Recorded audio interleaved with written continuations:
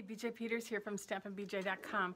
I'm an independent Stampin' Up! Demonstrator, and I love paper crafting and what I do, and I love sharing it with you. Today I've got some tips for our new Stamparatus. Yes, Stampin' Up! Came out with its positioning tool, and it is so awesome. It has so many great features and benefits that are so much better than some of the other things I've seen. Let me show you my tip and trick for today. So here's the card that we're going to make. I love the variation in the flower on this card. This is called Heartfelt Blooms, and it is actually one of the free stamp sets that you can get during Sale-a-Bration. For Stampin' Up! It's one of the best times of the year to stock up and get your things because you get free items for every $50 that you spend, and it's also an awesome time to join the Stampin' Up! Family because of all the freebies that you get. And of course, then you get that big discount too. Well, here is our Stamparatus. I've shown you some videos before on this, so if you haven't seen them, I encourage you to go back and take a look at them. Here's what I encountered when I started making this card, is that when I started with my Whisper White piece of cardstock, again, here's the card. This is 2 3/4 by 4 1/4. You can see how tight the cardstock is, or the stamped images to the edge. So when I put my cardstock tight up here, it had a hard time when it was really close to the hinges to stamp that. So to solve that, I actually used the right edge. So I used the 1-inch line here, and you can see that Stampin' Up! Has provided us some grid lines here. And I'll zoom in so you can kind of see that. Well, let me move that over. There we go. So you can kind of see there that I used that 1-inch line in that side grid, and I placed my magnet right along the edge there. And then I'm going to put my other magnet over here. That worked perfectly. So I can still then repeatedly stamp if I want to make a bunch of cards and still get everything in the right place.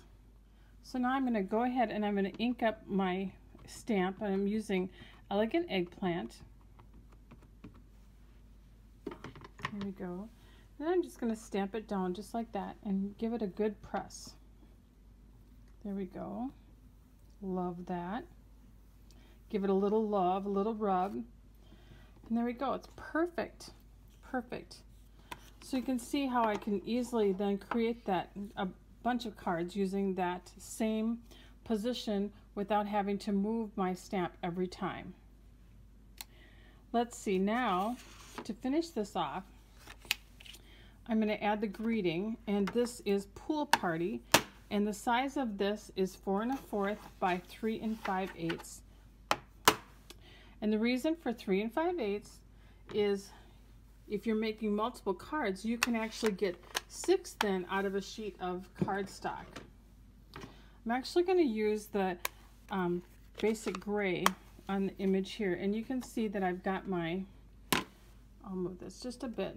You can see that I've got my greeting right up here ready to go, and I'll ink that up. There we go. And I can press that down.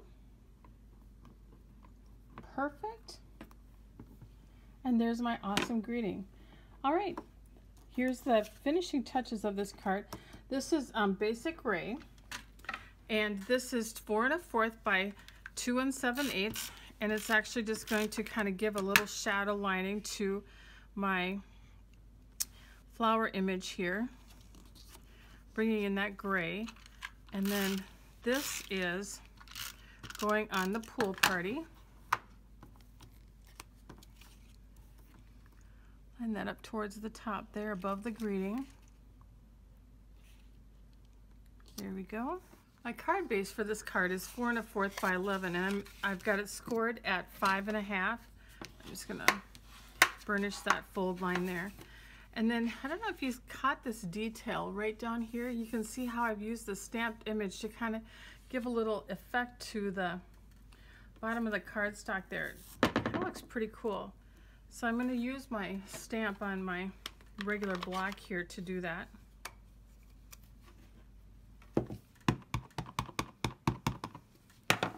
I always take my stamp pad to my stamp when the stamp is bigger than the ink pad. It just seems to work out so much better. Stamp that there. So you can just kind of see that little bit of a variation there that just kind of adds some nice interest to the card. Then I just finished the card off with a little bit of this shimmer gray ribbon. This is actually also part of the Sale-a-Bration offering. So you get these 3 ribbons, and we're just going to use a little bit of this basic gray. I'm just going to put it right there like that, and I'm going to staple it. Look at that. Just kind of adds a cute little finishing touch. Now I'm going to go ahead and adhere this, and this time I'm actually going to use my fast fuse. And because I've got the staple sticking up here, I want to make sure that it sticks really well. All right. Looking pretty fancy. And there we have it. So cute. I'll just add a gold faceted gem here, and we are all set. Once I open my pack of gems, you can kind of see I store them in our stamp cases. It's a great storage solution. You won't find them in our catalog, but you, if you look on my website under catalogs, you will find the ordering information for them because they kind of got left out by accident. But you can buy both these regular CD ones and the thicker ones for the wood stamps, and they are really great for storage. And there we have it. There's our awesome card. Thanks for stopping by today. Remember, you can purchase these items in my online store at stampandbj.com. And remember to create and feel great.